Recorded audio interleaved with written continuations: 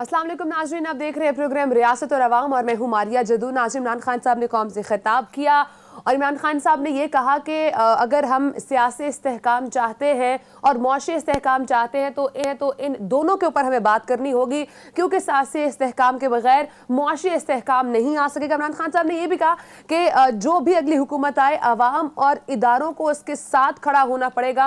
उन्होंने ये भी कहा कि पाकिस्तान को वो कदम उठाने होंगे जो हमने कभी नहीं उठाए हैं और मईशत के हवाले से बात की, महंगाई के हवाले से बात की कि और कंपैरिजन ड्रॉ किया कि जब उनकी हुकूमत थी तो मुख्तलिफ अशिया की कीमतें क्या थीं और वो अब जो मौजूदा हुकूमत है उनके होते हुए अब कितनी अशिया की जो है वो कीमतें हैं और महंगाई जो है वो डबल अप होती दिखाई दे रही है। इमरान खान साहब ने कुछ सजेशंस भी दिए। इमरान खान साहब ने ये कहा कि हमें अपने खर्चे कम करना होंगे, पाकिस्तान के अंदर डॉलर्स लाना होंगे, कैसे लाना होंगे उस हवाले से कोई जवाब तो नहीं दिया। बहरहाल इमरान खान साहब ने जो है वो डिटेल में कौम से खिताब भी किया, लेकिन एक तरफ जहाँ पर इमरान खान साहब इस वक्त कौम से खिताब कर रहे हैं और ये बताया जा रहा है कि महंगाई हो चुकी है और सब कुछ हो चुका है, वहीं पर इमरान खान साहब ने इंतखाबात की भी बात की। इमरान खान साहब ये कह रहे हैं कि जो इंतखाबात हैं दो सूबों के बजाय अगर पूरे मुल्क में होते तो ज्यादा अच्छी बात थी और पूरे मुल्क में इंतखाबात जो है वो कह रहे हैं करवाए जाने चाहिए हैं। लेकिन पूरे मुल्क के इंतखाबात की तरफ बात की जाए तो मुस्लिम लीग नून के रहनुमा शाहिद खान अब्बासी साहब, उनकी बड़ी अहम स्टेटमेंट है यहाँ पर, वो ऐड ऑन करते चलूँ। वो ये कह रहे हैं कि मुल्क की मईशत कौमी असम्बली तहलील करके 90 रोज में इंतखाबात करवाने की मुतहम्मिल नहीं है। और जो कल डिस्कशन हुई थी वज़ीर आज़म शहबाज शरीफ साहब की, जरदारी साहब की और मौलाना फजल रहमान साहब की, उसकी अंदरूनी कहानी भी सामने आई है और ये भी कहा जा रहा है, ये भी सोचा जा रहा है इस वक्त मीडियम की जमातों के अंदर कि अगर इंतखाबात ना करवाए गए तो तौहीन अदालत के मुर्तकिब हो सकती है हुकूमत। तो इस वक्त मुख्तलिफ सिचुएशन जो हैं वो चल रही हैं, इंतखाबात वक्त पर हो पाएंगे नहीं हो पाएंगे। As per supreme court order 90 रोज़ के अंदर यानी कि 30 अप्रैल को इंतखाबात होने हैं, लेकिन अब हुकूमत इस वक्त कन्फ्यूजन का शिकार है और पीडीएम की जमातों को ये समझ नहीं आ रहा है कि इस वक्त इंतखाबात करवाने हैं नहीं हैं, उनके फ़ायदे में होंगे नहीं होंगे, इस पर बात करेंगे। और इसके साथ साथ मिफ्ता इस्माइल साहब ने बड़ी अहम स्टेटमेंट दिया। मिफ्ता इस्माइल साहब ये कह रहे हैं कि जरदारी साहब को भी आजमा लिया, शरीफ खानदान को भी आजमा लिया, इमरान खान साहब को भी आजमा लिया, लेकिन इस वक्त सिस्टम बदलने की जरूरत है, सिस्टम बदले बगैर कुछ नहीं हो सकता है। तो जब मिफ्ता इस्माइल साहब थे उन्होंने इस सिस्टम को बदलने में कितना रोल प्ले किया उस पर भी प्रोग्राम में बात करेंगे। लेकिन जहां पर इस वक्त मुआशी सूरत हाल पाकिस्तान की हम देख रहे हैं बदतर होती जा रही है, वहीं पर जो है वो चीन ने एक बार फिर से दोस्ती का हक भी अदा किया है और चीनी बैंक से पाकिस्तान को 50 करोड़ डॉलर की जो है वो किस्त भी मौसूल हुई है। तो ये किस तरह से रोल प्ले कर सकेगा, पाकिस्तान की इकोनॉमिक वर्स्ट सिचुएशन हो चुकी है उसको बेहतर करने में या कुछ बेहतरी लाने के लिए साबित हो सकेगा या नहीं हो सकेगा। तो इस वक्त ओवरऑल मुख्तलिफ सिचुएशन चल रही है और सब पे बात करेंगे। मेरे साथ प्रोग्राम में मौजूद हैं सीनियर सहाफ़ी तज्ज़ियाकार अनवर रज़ा साहब और हमें स्काइप कर रहे हैं रहनुमा मुस्लिम लीग नून राना एहसान अफजल साहब।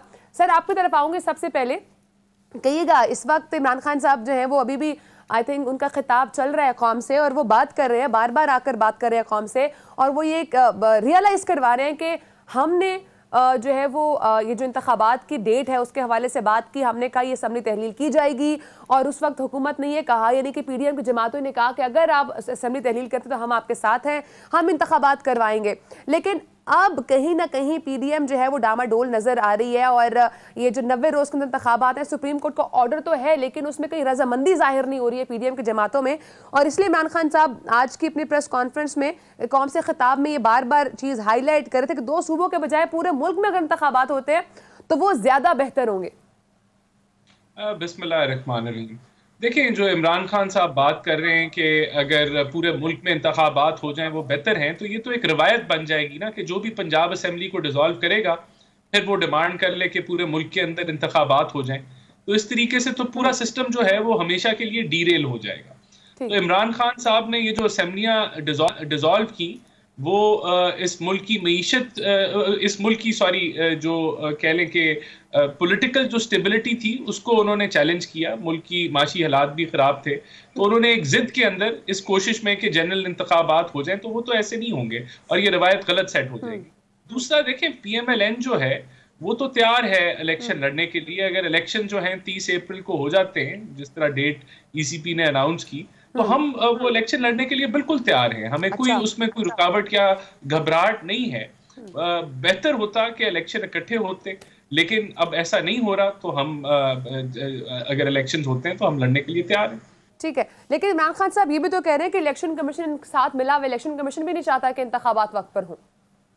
देखिए, ये तो अब फिर जिसने इलेक्शन कराने, अगर इमरान खान साहब इलेक्शन हार जाते हैं पंजाब के अंदर या केपीके के अंदर, तो फिर तो एक नया पॉलिटिकल इंस्टेबिलिटी का साइकिल स्टार्ट हो जाएगा, क्योंकि वो इलेक्शन जो है उनको नहीं, उनके रिजल्ट को नहीं मानेंगे, क्योंकि पाकिस्तान के अंदर रिवायत है कि केयर टेकर हुकूमत बनाई जाती है और उसके नीचे इंतखाबात होते हैं। तो ये पहली दफा ऐसे होगा कि केयर टेकर हुकूमत नहीं होगी और वफाक में पीडीएम की हुकूमत होगी और सूबों में इंतखाबात होंगे। तो यही हमारा पॉइंट था कि इंडिया में बेशक चलता है ऐसे कि सूबों में इलेक्शन हो रहे होते हैं और वफाक में बाद में होते हैं, लेकिन वहाँ इलेक्शन कमीशन के ऊपर कोई उंगलियां नहीं उठाता, वहाँ रिजल्ट जो है मुतनाज़े नहीं होते।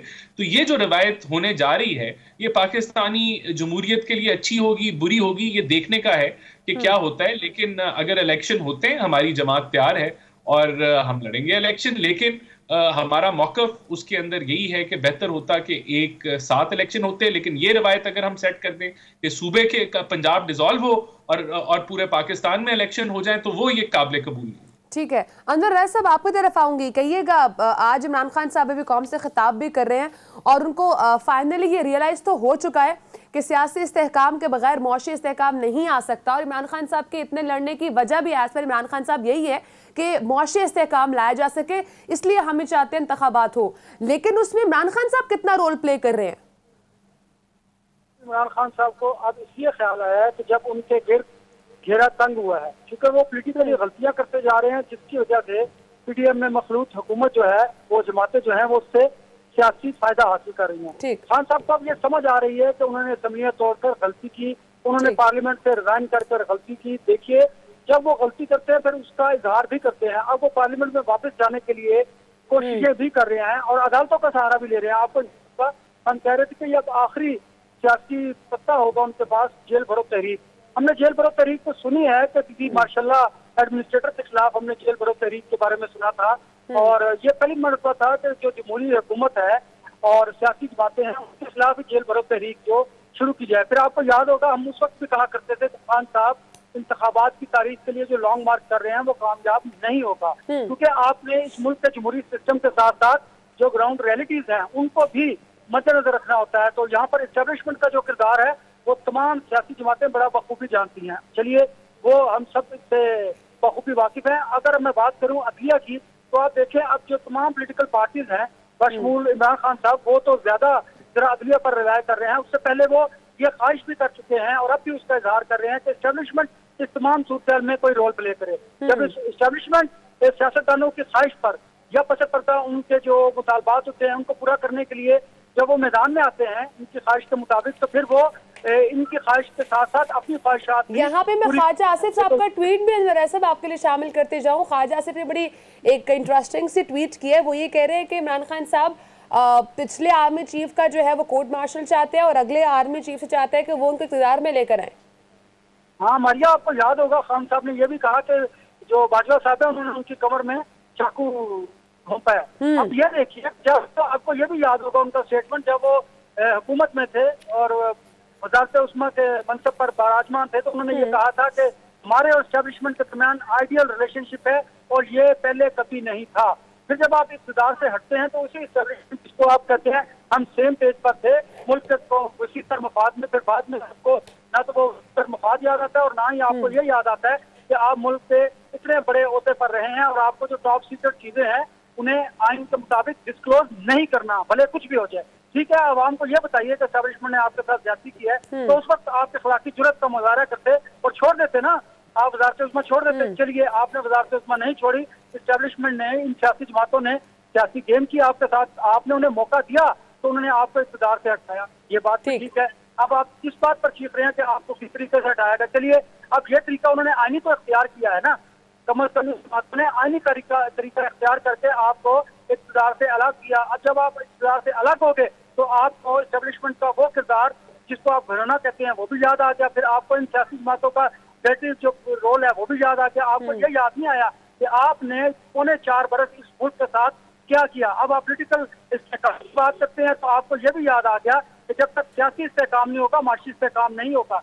मेरा ये सवाल है, मैं किसी सियासी जमात में ना तो कोई तरजमान हूँ और ना ही मुझे किसी की फेवर करनी है। मुझे फेवर करनी है इस मुल्क की, इस आइन की और इस कानून की। और मैं यही चाहता हूँ कि जितना जिम्मेदारी ये सियासी जमातों पर है, उतनी ही हम लोगों पर भी आयद होती है, बीइंग मीडिया पर्सन और इस मुल्क के शहरी होने के नाते।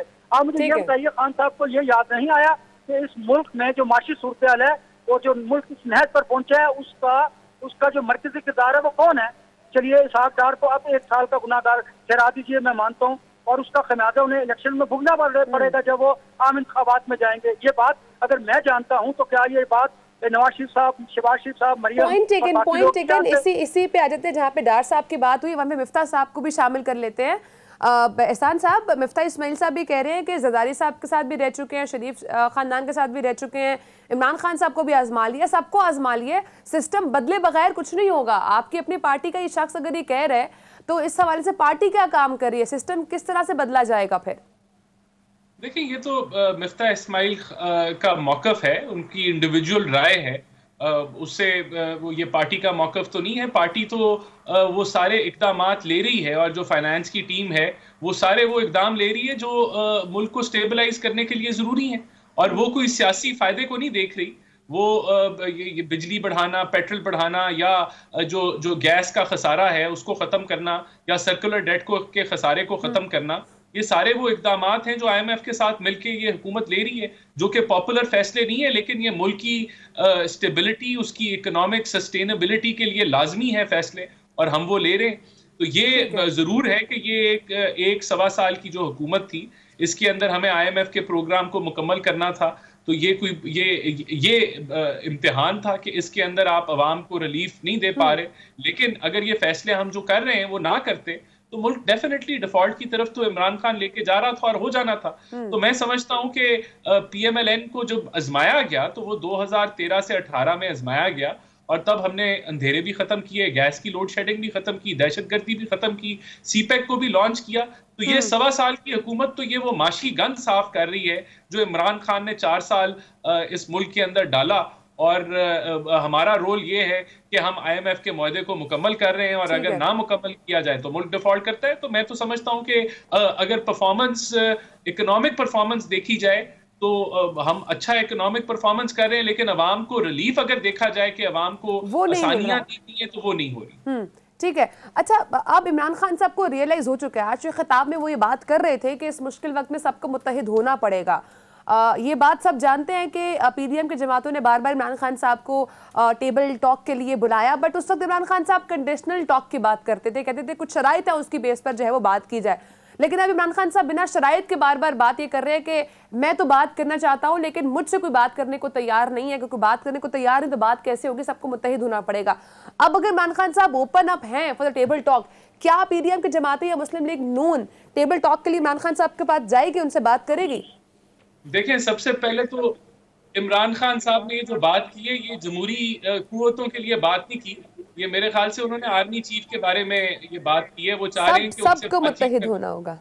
हाँ, अगर उन्होंने कहा है सबको मुत्तहिद होना होगा तो ये उन्हीं के बयान। जी ठीक है। देखें, ये मेरे ख्याल से तो उन्होंने आर्मी चीफ को इशारा किया था कि वो बात करना चाहते हैं, उनसे अभी तक फोन पे बात नहीं हुई उनकी। लेकिन देखें, दूसरी तरफ हमने तो मिसाक मईशत की बात पहले भी की, आज भी की। तो इमरान खान ने जवाब में कहा कि मैं दहशतगर्दों से, अलहदगी पसंद से बात करना पसंद करूंगा, इनसे मैं बात करने के लिए तैयार नहीं हूँ। तो देखें, ये अगर इसी अमल के साथ उन्होंने हमें पॉलिटिकल इंस्टेबिलिटी क्रिएट की, जहां इकोनॉमिक स्टेबिलिटी की जरूरत थी, पॉलिटिकल स्टेबिलिटी की जरूरत थी, बातचीत की जा सकती थी आपस में, यहाँ इस्तीफे देने की जरूरत नहीं थी असेंबलियों से, वहां उन्होंने ये कुछ नहीं किया। तो अब वो जो है ये अगर ऑफर कर रहे हैं तो मैं समझता हूं कि ये मानी खेज ऑफर नहीं है, और इसको, लेकिन फिर भी मैं समझता हूं मुल्क के मफाद के लिए अगर बातचीत, तो उनको इलेक्शन की डेट मिल गई ना, अब तो वो फिर मिल बैठने की बात करेंगे। जी बिल्कुल, लेकिन अब फिर मेरे ख्याल से ये PDM के प्लेटफॉर्म पे फैसला होगा कि मिल बैठना चाहिए या नहीं बैठना चाहिए। अगर उन्होंने अपनी पूरी गेम हमारे दौरे हुकूमत में पॉलिटिकल इंस्टेबिलिटी की खेल ली और अब वो बैठना चाहते हैं, तो मुल्क के मफाद में तो यही है कि ये जंग खत्म हो ऑपोजिशन हुकूमत की, लेकिन इसका फैसला PDM करेगी। ठीक है, PDM इसका फैसला करेगी। अंदर रज़ साहब, इमरान खान साहब को फाइनली रियलाइज हो चुका है कि सबको मुत्तहिद होना पड़ेगा, एज पर राना एहसान साहब वही कह रहे हैं कि सब में हम जमातें शामिल नहीं हैं, उसमें एक ही शख्स शामिल है। आप समझते हैं कि ये वाकई में ऐसा है? और अब इमरान खान साहब अगर मुत्तहिद होने की बात करते हैं तो पीडीएम की जमातों के साथ बैठना चाहिए इमरान खान साहब के साथ? देखिए, अल्टीमेटली मैं समझता हूं कि जो सियासी जमातें हैं वो मुज़ाकरात की मेज पर ही अपने मामलात को, मसाइल को हल करती हैं। चलिए, इमरान खान साहब को अगर देर बाद में समझ आई तो सही, तो मुझे उन्हीं दहशतगर्दों के साथ, उन्हीं इंतहा पसंदों के साथ, उन्हीं चोरों डाकुओं के साथ बैठना है। देखिए, ये बहुत बड़ी बात है कि जिनको कल तक आप मुद्दे इल्जाम ठहराते रहे, आज उन्हीं के साथ बैठने को तैयार हैं। लिहाजा इसलिए कहते हैं कि सियासत में नाप तोड़ कर आपको बात करनी चाहिए। अब खान साहब को आहिस्ता आहिस्ता शायद समझ आ रही है। हम हमेशा कहते हैं कि खान साहब को जमहूरी और जो अच्छी रिवायत है उनको फरोग देने की जरूरत है। लेकिन चलिए, अब इस मुल्क के लिए ये बात बिल्कुल दुरुस्त है, तमाम पॉलिटिकल पार्टीज को अपने नज़रियात, अपने इख्तिलाफात और अपनी जाती अना को एक साइड पर रखकर बैठने की जरूरत है। जब तक आप नहीं बैठेंगे, सियासी इस्तेहकाम नहीं आएगा, मुआशी इस्तेहकाम नहीं होगा। और मैं आपको एक और बात भी बताऊं, मुझे वज़ारत खजाना के किसी एक सीनियर अफसर से बात हुई तो उन्होंने बताया कि जब खान साहब या कोई भी हमारा मेन स्ट्रीम लीडर का कोई इस तरह का स्टेटमेंट देता है तो मुल्क में इकॉनमी की सूरत बड़े खराब है, तो यकीन जानिए कि जो बैरूनी इन्वेस्टर्स हैं वो पाकिस्तान की तरफ रुख नहीं करते हैं। इस एक बयान, आपके गैर जिम्मेदाराना बयान की वजह से आपको अंदाजा है कि आपको माशी तौर पर कितना नुकसान होता है और मुल्क कितना पीछे जा रहा है। अब अगर सबको, खान साहब को भी वही मछली की तरह पत्थर को मुंह मारकर ये याद आ गया कि मुझे इनके साथ बैठना है, तो मैं समझता हूँ ये अच्छी बात है, बैठना चाहिए और बैठेंगे ही तो मामला हल होंगे। अगर आप नहीं बैठेंगे तो फिर मिर्जा इस्माइल साहब की जो बात कि अब चेंज सिस्टम बदलने की, चेंज का जो उनका जो स्टेटमेंट है, ये इसको इजी न लीजिए। और ये मामूली कोई स्टेटमेंट भी नहीं है, ये गैर मामूली स्टेटमेंट है। ये राना साहब अच्छी तरह जानकर, बाकी जो पोलिटिकल फोर्सेज है वो भी अच्छी तरह जानते हैं। उनकी इंफरादी राय ये जरूर हो सकती है, लेकिन उनकी इस इंफरादी राय के पीछे आप गौर कीजिए तो शायद हो सकता है कलेक्टिव किसी की कोई सोच हो। तो थोड़े को ज्यादा जानिए और अभी भी सियासी जो लीडरशिप है उनको होश के नाखून लेने चाहिए। लेकिन एहसान साहब, लास्ट में मैं आपसे जानना चाहूंगी, आप कहिएगा, अब चूंकि इंतखाबात तो हो ही रहे हैं, सूबाई या बाद में कुछ टाइम बाद फिर आगे जो रह जाएंगे वो भी इंतखाबात हो जाएंगे, लेकिन क्या इंतखाबात से पहले नवाज शरीफ साहब की वापसी मुमकिन है? नहीं, ये पार्टी लेवल के ऊपर फैसला होना है। और वो वापस उनको आना चाहिए। मैं तो समझता हूं कि अगर वो वापस आएंगे तो पार्टी के लिए बड़ा मुफीद होगा और पार्टी वर्कर्स में भी एक वलवला आएगा। तो मेरी तो ये ख्वाहिश है, लेकिन मेरे पास ऐसी कोई इन्फॉर्मेशन नहीं है कि वो इलेक्शन से पहले वापस आ रहे हैं या नहीं आ रहे हैं। ठीक है, पॉइंट टेकन सर, बहुत शुक्रिया, आपने प्रोग्राम को टाइम दिया। ब्रेक का वक्त है, हमारे साथ अभी मौजूद थे रहनुमा मुस्लिम लीग नून राना एहसान अफजल साहब। ब्रेक के बाद हम पाकिस्तान तहरीक इंसाफ के हमारे साथ नदीम कुरैशी साहब मौजूद हैं, उनसे पूछेंगे कि इमरान खान साहब इस वक्त बात तो कर रहे हैं कि एक पेज पर आना चाहिए है, मुत्तहिद होना चाहिए है, लेकिन क्या उसके लिए वो पीडीएम की जमातों को दावत दे रहे हैं? क्या इमरान खान साहब को अगर रियलाइज हो चुका है कि सियासी इस्तेहकाम के बगैर मुआशी इस्तेहकाम नहीं आएगा, तो उसमें इमरान खान साहब कैसे और किस तरह से रोल प्ले करें? ब्रेक के बाद से बात करेंगे, साथ रहिएगा। वेलकम बैक नाज़रीन। इमरान खान साहब ने जो कौम से खिताब किया, ब्रेक से जाने से पहले हम उस पर बात कर रहे थे, और मुस्लिम लीग नून का भी यही स्टांस है कि अगर इंतखाबात होते हैं तो सिर्फ दो सूबों के इंतखाबात ना हो, आम इंतखाबात, इकट्ठे इंतखाबात हों। इमरान खान साहब भी यही कह रहे हैं, लेकिन अब यहाँ पे इशू सिर्फ एक चीज़ कारवार है, वक्त, किस वक्त पर होने चाहिए। इमरान खान साहब कहते हैं अभी हों, और इस वक्त पीडीएम की जमातें कहती हैं कि बाद में आम इंतखाबात हों। इस पर बात कर लेते हैं। हमारे साथ मौजूद हैं रहनुमा तहरीक इंसाफ नदीम कुरैशी साहब। सर, बहुत शुक्रिया, आपने प्रोग्राम को टाइम दिया। सर, फाइनली इमरान खान साहब को ये तो रियलाइज हो चुका है कि सियासी इस्तेहकाम के बगैर मुआशी इस्तेहकाम नहीं आएगा, और जब इमरान खान साहब को ऑन टेबल बुलाकर बात की जाती थी कि आप आए, एक पेज पर बैठते हैं, बात करते हैं, उस वक्त तक इमरान खान साहब जो है वो कंडीशनल टॉक जो है वो कर रहे थे कि अगर इंतखाबात की तारीख मिलेगी तो ही वो आकर बातचीत करेंगे। अब इमरान खान साहब को तारीख तो मिल चुकी है। अब इमरान खान साहब ये कह रहे हैं कि इस मुश्किल वक्त में सबको इत्तेहाद के साथ चलना होगा, मुत्तहिद होकर चलना होगा। सर, आप ये समझते हैं कि अब जब इमरान खान साहब टेबल टॉक की बात कर रहे हैं, अब क्या पीडीएम की जमातें, आपको लगता है कि इमरान खान साहब की बात मानेंगी और इमरान खान के साथ अब वो आकर मुश्किल हालात में बातचीत करने को तैयार होंगी? बिस्मिल्लाहिर्रहमानिर्रहीम। देखिए, सबसे पहले अहम बात तो ये है कि इमरान खान साहब ने कभी नहीं कहा कि सियासी इस्तेहकाम के साथ कोई भी मुल्क बिलखुसूस पाकिस्तान आगे बढ़ सकता है। दुनिया का कोई भी जी शऊर शख्स ये नहीं समझता और ना ये होगा। हमेशा स्टेबल माहौल ही किसी कौम को, किसी रियासत को, किसी मुल्क को आगे बढ़ाता है। जहां तक आपने बात की कि इमरान खान साहब को ऑफर्स की, मैंने तो शायद आपके किसी टीवी प्रोग्राम में जरूर सुनी होंगी।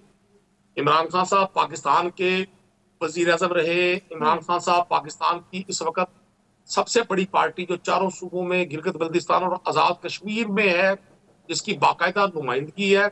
एक तो स्लोगन होता है ना कि जैसे PMLN को ये खत शब्द सवार है पिछले 40 साल से कि वो मुल्क की सबसे बड़ी पार्टी है। पाकिस्तान तहरीक इंसाफ को ये ऑनर है और ये ऑन रिकॉर्ड है कि हमारी हर सूबे में, मरकज में, सेनेट में भरपूर नुमाइंदगी है। तो एक बहुत बड़ी मकबूल जमात का रहनुमा, कोई मुझे बताए कोई रिटर्न तहरीरी, कोई ऐसा लेटर उनको मिला हो उनसे बातचीत के लिए। बल्कि इमरान खान को तो आज की जो ताकतें पाकिस्तान पे मुसल्लत है, आज के जो हुक्मरान पाकिस्तान पर और पाकिस्तान की आवाम पर एक नौसत नुमा साया बनकर छाए हुए हैं, उन्होंने तो इमरान खान को हमेशा अपना जाती दुश्मन पाया, सियासी दुश्मन भी नहीं। क्योंकि सियासी दुश्मनों के साथ, सियासी मुखालफिन के साथ इस तरह का सलूक माजी में मां सिवाय फौजी इक़्तिदार के कभी डेमोक्रेटिक गवर्नमेंट में नहीं हुआ। मैं समझता हूँ खान साहब ने आज बड़ी बड़ी एक मोतदिल बात की है। हमेशा उन्होंने, उनकी तरजीह पाकिस्तान रही है। आज फिर उन्होंने एक बार साबित किया कि ये वक्त है कि अगर हमने इस मुल्क को, जो सिर्फ कुछ लोगों ने इक़्तिदार के लिए, जिसको समझा हुआ है कि ये मुल्क सिर्फ इक़्तिदार के लिए है, हम आएंगे जहां इक़्तिदार एंजॉय करेंगे और जैसे ये मुल्क किसी बुरे वक्त में जाएगा, हम यहाँ से जाके बाहर बैठेंगे और फिर वहां से बैठकर इस मुल्क की डोरे हिलाएंगे। अब जिनकी मट्टी इस मुल्क के साथ जुड़ी है, जिनका रिश्ता इस मुल्क के साथ जुड़ा है, वो इस मुल्क को अगर आगे लेके जाना चाहते हैं, उनको अपनी अनाओं के खौल से बाहर आना पड़ेगा। उनकी लफ्जी तौर पर नहीं, हकीकी मानों में पहली तरजीह पाकिस्तान होगा। और हैरानकुन बात यह है, मैं खुद भी एक बिजनेस कम्युनिटी से मेरा ताल्लुक है, बड़ी हैरानकुन बात है कि एक इदारे का अगर एक इंस्टीट्यूट है और इंस्टीट्यूट डिफॉल्ट कर रहा है और उस इंस्टीट्यूट के जितने मुलाजमीन हैं उन सब के असास से फ्लरिश कर रहे हैं, ये बड़ी हैरानकुन बात है। ठीक है, पाकिस्तान भी उसी इदारे का मंजर पेश कर रहा है। ठीक है सर, अभी आपने बात की कि इमरान खान साहब की रिप्रेजेंटेशन सबसे ज्यादा थी, तो आपको लगता है उन्हीं दो सूबों में, पंजाब और KPK में, जहां पर इमरान खान साहब की ऑलरेडी हुकूमत थी, वहीं पे दोबारा इंतखाबात करवा के इमरान खान साहब को कोई फायदा होगा? देखिए, इमरान खान साहब तो पहले दिन से, आज हम 4 मार्च को आप और मैं गुफ्तगू कर रहे हैं, पिछले साल बिल्कुल इन्हीं दिनों में वो जो ऑपरेशन रिजीम चेंज था उसका आगाज हो गया था। 8 मार्च को नो कॉन्फिडेंस टेबल हो गई थी। आप पिछले साल में और आज के साल में मुल्की हालात, आप नेशनल लेवल से लेके एक आम आदमी तक की हालत को एनालिसिस कर ले, आपको अंदाजा हो जाएगा। हमारा बुनियादी मकसद इन दोनों सूबों में अपनी हुकूमतों को खत्म करने का सिर्फ एक था कि किसी भी तरह इस गवर्नमेंट को, इस इम्पोर्टेड सरकार को, इस PDM के 14 नकाती इत्तेहाद को मजबूर किया जाए कि ये पाकिस्तान की जान छोड़े। पाकिस्तान की अवाम इनके लिए कोई नेक ख्वाहिशात नहीं रखती। पाकिस्तान की अवाम को जितना तंग इस 10, 11, 12 माह में किया गया, इसकी माजी में मिसाल नहीं मिलती। हमारे पास यही 2 रास्ते थे, या हम इस तरह की एजिटेशन करते जिसमें नुकसान होता स्टेट का, इसमें नुकसान होता इंसानी जानों का, इसमें नुकसान होता निजी अमलाक का। हमने डेमोक्रेटिक रास्ता अख्तियार किया। डेमोक्रेटिक रास्ता इंतखाबात ही है। लेकिन अनवर रज़ा साहब, आपकी तरफ आऊंगी। इमरान खान साहब अभी कह रहे हैं कि 2 सूबों के बजाय अगर पूरे मुल्क में आम इंतखाबात करवाए जाएं ज़्यादा बेहतर होगा। और दूसरा ये भी कह रहे हैं कि ये जो आम इंतखाबात हैं यही इस वक्त मौशी इस्तेहकाम ला सकते हैं। चूंकि इमरान खान साहब के इन दोनों सूबों में ऑलरेडी हुकूमत है, आपको लगता है कि कोई फर्क पड़ेगा इमरान खान साहब के आगे, जो अगर आते हैं दोबारा हुकूमत लेकर उन्हीं 2 जगहों पर? फेडरल में तो वही रहेगा। देखिए, इमरान खान साहब अपनी सियासी गलतियों की वजह से वो अपनी शायद कामयाबी समझते हैं, काफी कुछ खो चुके हैं। अब उनके हाथ में वो उस तरह गेम नहीं रही जिस तरह होनी चाहिए थी, क्योंकि इंतखाबात की तारीख भी ना ले सके, असम्बलियां डिजॉल्व करके अपने मतलूबा नताइज भी हासिल ना कर सके और पार्लियामेंट में अब दोबारा वापस जा रहे हैं। अब आप देखिए अगर, तो अदलिया ही है जो उनको रिलीफ भी दे रही है और अदलिया के फैसलों की वजह से उनको सियासी कुव्वत भी हासिल हो रही है। चलिए, अच्छी बात है, लेकिन ये देखिए इस मुल्क में रूल ऑफ लॉ भी तो है। आपको कैसे मुमकिन है कि एक आप जो MP MNA होते हैं वो इतने लोगों के अपने हल्के से वोट लेके आते हैं और आप ख्वाहिश पर, या आप कहते हैं कि जमहूरियत की बका के लिए आप रिजाइन कर दीजिए, फिर आप वापस क्यों गए? आपकी अपनी जो गुफ्तगू है उससे ही जो पीडीएम में शामिल जमातें हैं वो फायदा हासिल कर रही हैं, और यही वजह है कि उन्होंने खान साहब को सियासी तौर पर कमजोर करने की कोशिश भी की है। अब खान साहब जेल भरो तहरीर की बात करते थे, अब वो कहते हैं कि जेल भरो तहरीर को खत्म करके अब हम इंतखाबी जो तहरीक है उसकी तरफ जाएंगे, इंतखाबात के लिए कैंपेन करेंगे, मुहिम चलाएंगे। देखिए ये सारी जो सूरत हाल है इसको खान साहब को समझने की जरूरत है। ये बात बिल्कुल दुरुस्त है कि आप फिर एक फैसला कर लीजिए, मुज़ाकरात कीजिए, फैसला कीजिए, और फैसला ये कीजिए कि ठीक है मुल्क में आम इंतखाबात एक वक्त पर करवा लिए जाए, चलिए बड़ी अच्छी बात है, लेकिन उसके साथ ये ज्यादा इम्पोर्टेंट बात है कि फिर तमाम सियासी जमातें उस जनरल इंतखाबात के जो नताइज हैं उनको तस्लीम करें। अगर आप उन नताइज को तस्लीम नहीं करेंगे तो फिर वही हालात रहेंगे जो अब आपको दिखाई दे रहे हैं। इसलिए आपको मुस्तकबिल का फैसला करने से पहले अपने हाल के जो फैसले हैं वो भी करने हैं, अदरवाइज आपको फिर यही परेशानी रहेगी, यही धमाचौकड़ी रहेगी। जो जीतेगा वो हुकूमत में जाएगा और उसको जो हारेगा हुकूमत नहीं करने देगा, और ये इल्जाम लगा दिया जाएगा कि ये इंतखाबात रिस्क थे, हम तो पहले ही कहा करते थे। क्योंकि हमारे इस सवाल का जवाब कोई भी नहीं देता कि मुझे बताइए इन तमाम मसाइल का हल क्या है, वे फॉरवर्ड क्या है, आपके पास मुल्क की इकानमी को बेहतर करने के लिए प्लान क्या है। क्योंकि सागदार साहब भी ये दावा किया करते थे कि मैं आऊंगा और डॉलर की कीमत कम होगी, महंगाई को कम करूंगा और पेट्रोल की प्राइसेस को कम करूंगा, लेकिन अब वो ऐसा कर नहीं सकते। ठीक है, उसको इनकी जमात को सियासी खमियाजा जरूर भुगतना पड़ेगा। लेकिन जरा गौर कीजिए इन तमाम मामलात में, इस सियासी रस्साकशी में, कश्मकश में नुकसान किसका है? सबसे पहले इस मुल्क का, फिर इस अवाम का। अवाम इतनी वनरेबल कंडीशन में है कि आप तसव्वुर नहीं कर सकते। आप जरा जाइए नदीम कुरैशी साहब, बाकी पॉलिटिशियन जो है वो जरा देखे जाके पसमानदा इलाकों में उनकी सूरत हाल क्या है, वो कैसे जिंदगी बसर कर रहे हैं। तो देखिए हमें अब खुदारा इस मुल्क के लिए, अपने इस अवाम के लिए, और अगर हम चाहते हैं कि वाकई हकीकी मायनों में हमें मुत्तहिद होना पड़ेगा। ठीक है कुरैशी साहब, कहिएगा इस वक्त बार बार कंपैरिजन किया जा रहा है पाकिस्तान तहरीक इंसाफ का और नून लीग इस वक्त ये तनकीद कर रही है अदलिया के ऊपर कि किस तरह से अदलिया जो है वो इमरान खान साहब के फेवर में फैसले कर रही है और उनको जिस तरह से बेल दी गई है उसके ऊपर भी बात कर रही है। इमरान खान साहब अब फिर किसकी तरफ इशारा कर रहे हैं? अब किससे इमरान खान साहब को सपोर्ट चाहिए? अगर अदलिया भी उनके साथ है, अवाम उनके साथ है, अब कौन रह गया पीछे? नहीं, अदलिया ने मारिया कौन सी उनको ऐसी अनफेयर सपोर्ट की है? मैं समझता हूँ ये भी हमारे अदालती निजाम का मजाक उड़ाने के मुतरादिफ है। इस तरह की गुफ्तगू अगर कोई भी सियासी रहनुमा करता है, अदलिया ने ऐन आइन और कानून के मुताबिक फैसले किए। जब कासिम सूरी साहब की रूलिंग थी, इसी बेंच ने उसको ठीक करार नहीं दिया था। उस वक्त यही लोग बड़े खुश थे। सलमान शहबाज जो एक्स काउंटर थे, आज के वजीर खजाना इसहाक डार साहब जो एक्स काउंटर थे, वो डायरेक्ट तशरीफ लाए हैं। इसी अदलिया से उनको जमानतें मिली हैं और आज वो मुल्क के मुख्तलिफ मतलब आम तरीन ओहदे पर बराजमान है। वो उन्होंने सेनेट का ओथ भी नहीं लिया था, उन्होंने तमाम अपने प्रिविलेजेस आगे इकट्ठे लिए, उस पर किसी को एतराज नहीं है। इसी अदलिया ने कैप्टन सफदर को जमानतें दी, इसी अदलिया ने मरियम नवाज साहबा, इसी अदलिया की मरहून मिन्नत, इसी अदलिया के रहम करम पर आज सजा याफ्ता होने के बावजूद मुतर्रिक है, गाली गलोच ब्रिगेड उनका चल रहा है। मेरे लिए तो बड़ी हैरानी की बात है कि इस तरह की गुफ्तगू करके लोगों को इन बातों से ना तो अदलिया बैकफुट पे जाएगी, ना मरियम नवाज साहबा की ख्वाहिश पर पाकिस्तान का आइन पांव तले रौंदा जाएगा। कॉन्स्टिट्यूशन ने, दस्तूर ने अपनी जगह पर रहना है, हम सबको उस दस्तूर के मुताबिक चलना है। मैं आपको गुजारिश कर दूं, अनवर साहब ने बिल्कुल ठीक कहा कि जी आप जाए अवाम उन्नास की हालत देखें। मैं तो खुद लोअर मिडिल क्लास को रिप्रेजेंट करता हूँ, लोअर मिडिल क्लास का नुमाइंदा हूँ, और मुल्तान शहर की छोटी छोटी गलियां, वो गुंजान आबाद मुल्तान जिसकी 4000 साल पुरानी हिस्ट्री है, जहाँ एक एक 2 मरले के घर में 30-30 अफराद रहते हैं, मैं तो वहां से हटके नुमाइंदगी रख रहा हूँ। मुझसे ज्यादा किसको अंदाजा होगा जब मुझे रीट्रैक करने के लिए उस वक्त की पीडीएम सरकार के कुछ लोग आए और मुझे कहा जी आप आए वोट करें तहरीक इंसाफ के खिलाफ, इमरान खान नो मोर, इमरान खान। अब हिस्ट्री है तो मैं उनसे कहता था यार खुदा के लिए इतनी तवज्जो आप इमरान खान के दोस्तों को तोड़ने पर लगा रहे हैं, जितनी तवज्जो आपकी इमरान खान पर और उनके रुफका पर मुकदमात के इंदराज पर है, जितनी तवज्जो आपकी अपने मुकदमात के इखराज पर है, इससे आधी तवज्जो भी आप पाकिस्तानी कौम की हालत जार पे दे देंगे तो इस मुल्क के हालात ठीक हो सकते हैं। लेकिन पूरी दुनिया देख रही है। मैं ये नहीं समझता कि आज कोई पीडीएम सरकार को कोई 1 माह हुआ है, 1 साल होने वाला है, 1 साल बहुत होता है। इमरान खान को भी 3.5 साल मिले थे।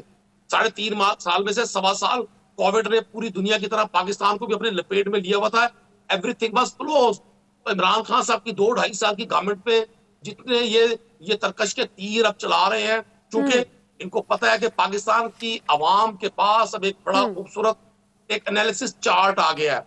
अब पाकिस्तान के लोग शुक्रगुजार है इस मीडिया के, इस स्क्रीन के और सोशल मीडिया का वो जो कुरैशी साहब, इसमें तो आई बिलीव एक कमेटी बननी चाहिए जो ये डिसाइड करे कि इस वक्त जो पाकिस्तान के हालात हैं उसमें कसूरवार कौन है, वो कौन इसका रिस्पॉन्सिबल है। क्योंकि आपकी जमात से बात है, वो कहते हैं कि मुस्लिम लीग नून या जो पीडीएम की जमातें हैं पहले जो वो रहीं, स्पेशली नून लीग की हुकूमत थी और उनका कसूर है, उन्होंने ऐसी पॉलिसीज ऐसी की हैं उनकी वजह से हुआ, या अब जो मौजूदा पीडीएम की जमातें हैं उनका कसूर है। उनसे बात वो कहते हैं आप लोगों ने इस तरह की पॉलिसी मेकिंग ऐसी की कि इसकी वजह से आज ये हालात हुए हैं, वर्स्ट डिसीजन थे। अभी तो आई बिलीव कमेटी बैठनी चाहिए जो डिसाइड करिए कसूरवार कौन था। 101 कमेटियां बिठा ले, अच्छा, जिसके सामने भैंस के सामने बीज बजाने का फायदा कोई नहीं होता, तो इस सरकार के सामने भी लॉजिक से बात करने का कोई फायदा नहीं है। मुझे एक सवाल का जवाब दे दे, अंधे को तो रोशनी नजर नहीं आती ना, आंखों वालों को तो, बिना लोगों को तो चीजें नजर आती है। जिनको अल्लाह ताला ने बीनाई अता की हो, जिनको ज़हनी बीनाई भी दी हो और आंखों की बीनाई भी दी हो, वो तो चीजों को देख सकते हैं। अगर मार्च 2022 में पाकिस्तान के जो फॉरेन करेंसी रिजर्व्स हैं वो $23 अरब थे, तो कसूर किसका है? अगर उस वक्त पेट्रोल 150 रुपए लीटर का था तो कसूर किसका है? पाकिस्तान का ट्रेड डेफिसिट उस वक्त क्या था? जीडीपी क्या थी? पाकिस्तान की ग्रोथ क्या थी? पाकिस्तान का इन्वेस्टमेंट क्या कर रहा था? पाकिस्तान तहरीक इंसाफ के आने से पहले उससे बेहतर थी। तो सर अब ब्रेक का टाइम है, इस पे कतर नहीं थी। आप कोविड को इग्नोर नहीं कर सकते, आप कोविड वाला स्पेल इग्नोर नहीं कर सकते। ठीक है, कोविड ने अहम रोल प्ले किया इस तमाम सिचुएशन को खराब करने में। सर बहुत शुक्रिया आपने प्रोग्राम को टाइम दिया। नाज़रीन, हमारे साथ पाकिस्तान तहरीक इंसाफ के रहनुमा नदीम कुरैशी साहब मौजूद थे। ब्रेक का टाइम है, ब्रेक के बाद नए टॉपिक पर बात करेंगे, साथ रहिएगा। वेलकम बैक नाज़रीन। अंजुम साहब कहिएगा, इस वक्त चूंकि मौशी हालात ख़राब थे, चीज़ें ख़राब होती जा रही थी, ऐसी बातें सामने आती कि मुल्क जो है वो डिफ़ॉल्ट कर रहा है, टेक्निकली डिफ़ॉल्ट हो चुका है। लेकिन इस तमाम सिचुएशन में एक बार फिर से रोल प्ले किया है हमारे दोस्त मुल्क चीन ने, और हमें जो है वो कर्जा दिया गया उनकी जानिब से। और अब इस वक्त जो है वो मुश्किल वक्त में चीन हमेशा हमारे काम आया और अब भी काम आया है। सर आप क्या समझते हैं कि जिस तरह इमरान खान साहब भी कह रहे थे कि कर्जा बार बार लेना इस मुल्क का इलाज नहीं है?